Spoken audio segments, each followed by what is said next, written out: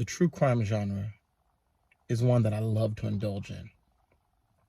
I love to try to solve the mystery before it's been revealed, and also to try and figure out why it happened. But what happens when the crime is a little too close for comfort? This is the story of a murder my freshman year. Let's reminisce.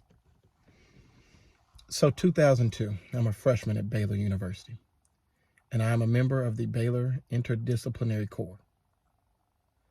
This is an experimental educational model where you not only took classes with the same individual, but you also resided with them. Now, the dorm that was chosen to house the male members of the Baylor Interdisciplinary Corps was Brooks Hall. And Brooks was the oldest dorm on campus. It didn't have any elevators, no laundry facility, and no cafeteria. However, the lack of amenities really helped build camaraderie and community.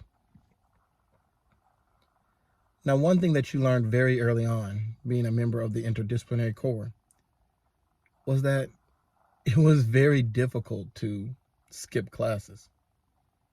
Now, here I am out of high school. I don't have to worry about attendance. The professors aren't marking you present or absent. But you would be questioned by your fellow colleagues if you miss class. Are you okay? What's going on? And etc. Really helped establish that accountability. Now, I lived in room 119 in Brooks, and freshman year was one of the best times of my life. DJ, Josh, Robert, Peter, Jay, Jerry. We had some great times. One day, a group of my friends from the Interdisciplinary Corps decided to go get some dinner. So we have to walk over to Penland. And when we get to Penland Hall, we notice in the lobby another member of the Interdisciplinary Corps named Ryan is selling some of his DVDs and TV series. So there were two items in particular that quickly caught my eye. The Simpsons season 1 and season 2. So I asked Ryan how much he wanted for them. He said, "James, because you're in the BIC, short for Baylor Interdisciplinary Corps, I'm gonna hook you up. I'll give you both of them for $10. I quickly grabbed $10 out of my wallet, handed it to him before he realized the mistake he had made.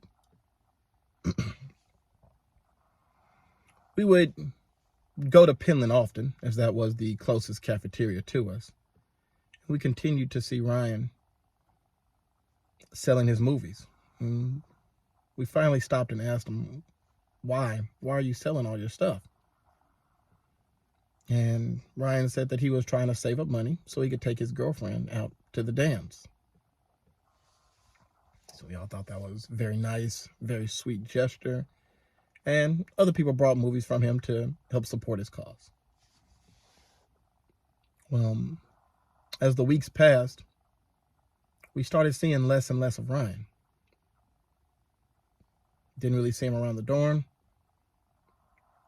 Started to see him less in class, to the point it would be an entire week that we didn't see him at all in class. Now, people wanted to, of course, ask him what was going on, but no one really saw him.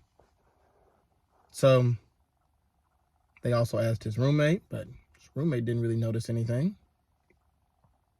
And they asked me. Now, you're probably wondering, why were they asking you, James? Well, I was in room 119. Ryan was in room 120. I hadn't really seen Ryan around, so didn't really think nothing of it. One day, I'm walking back to the dorm. about to go and take another one of my epic naps.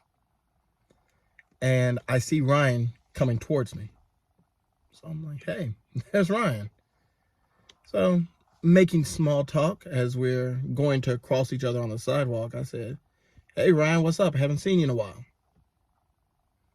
Ryan looked at me with a stone face.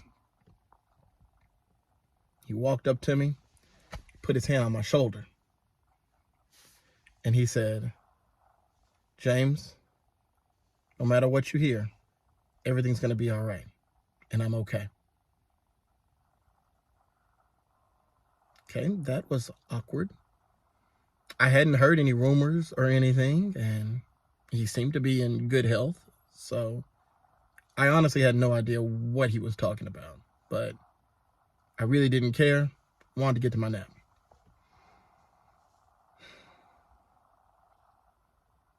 The next day, coming back from class, and I see there's a lot of commotion around the common areas outside at Brooks.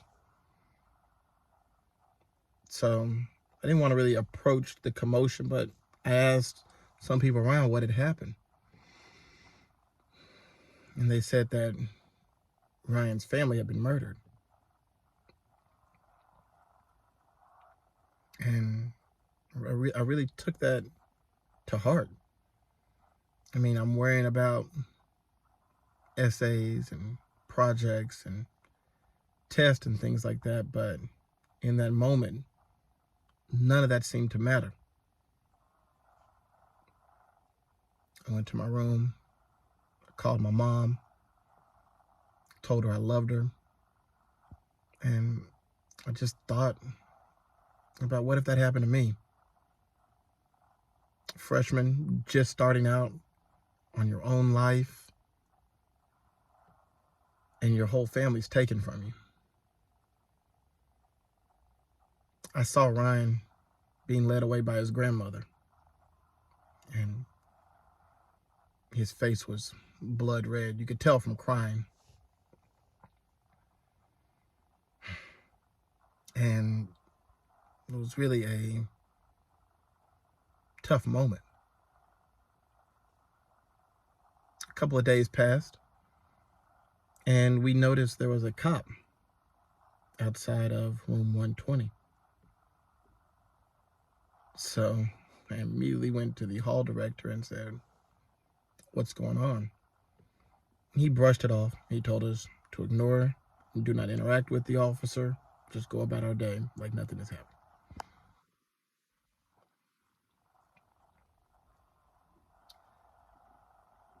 It was later revealed that Ryan was the one who had killed his entire family. Now, the how. When Ryan was selling those movies, he wasn't selling them to take his girlfriend to a dance. Ryan was selling them so that he could plan or get the items needed for his plan. Ryan's roommate, Jonathan, was a very carefree individual. Jonathan would let almost anyone use his car. His only rule was bring it back with a full tank. So Ryan would also often ask Jonathan to use his vehicle to go to Walmart, go out to eat, things of that nature, and come back with a full tank. What we didn't know is that Ryan used some of that money to make a copy of Jonathan's car key. And that same day that I saw Ryan on the sidewalk, that night he took his roommate's car, unbeknownst to his roommate, because he had his own key. And he drove from Waco to Victoria, Texas. And Ryan went down there and he killed his dog, his mom, his dad, and his brother. And he then also set the house on fire. And then Ryan drove back to Waco, put the car in the same parking spot, and thought he had got away with everything. Now, I don't know all the logistics of what they found or what led them to Ryan, whatever the case may be. But Ryan Frazier was convicted of murder. And I live next door to him. Well, thank you for listening. Peace, and God bless.